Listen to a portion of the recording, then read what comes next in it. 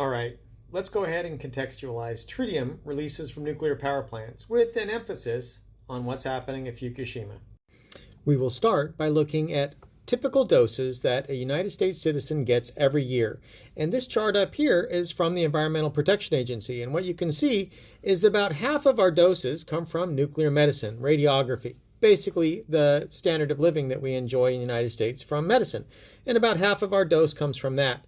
A larger chunk of our dose from the natural component is from radon. You can see right here, radon and thoron. The fact that we walk around without respirators all day gives us this big chunk of dose right here. That's about 200 millirem per year. Over here, all of the medical exposures, that's over 300 millirem per year. Now, from all these natural exposures, we get about 310 millirem per year again. Now, what's of interest is from nuclear energy, and you can look up here, industrial, less than 0.1%.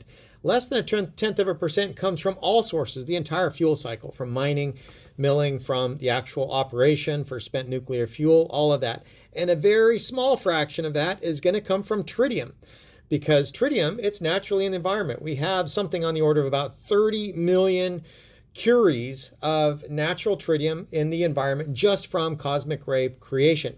Now, the amount that's released from a nuclear power plant, that will be hundreds of curies. And that can scare somebody because those numbers are big, hundreds of curies.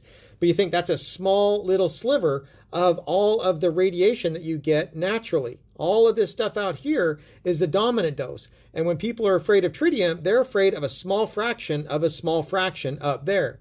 The natural tritium that's in the environment, it does give you a dose, and you can measure that. We can calculate it, and that's going to be this small sliver up there. Let's take a closer look at that, shall we? Here we have those components broken up in a little more detail, where you can see the industrial component up there around 0.1%, consumer 2%. Now consumer, that's things like having granite countertops. Now granite, it's got uranium and all its decay products, and so there's a little bit of radium in there, and that radium, when it decays, it creates radon. So that consumer product right there is going to generate some radon. The same with red brick or anything that's got any kind of natural silicates that come from the environment. Those tend to have uranium in their decay products. And so those will give you a bit of a dose.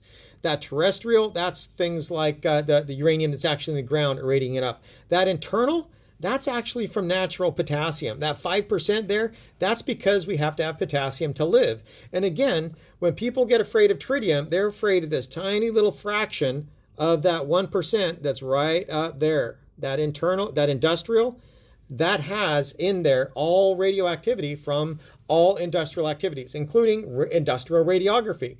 It's just not medical.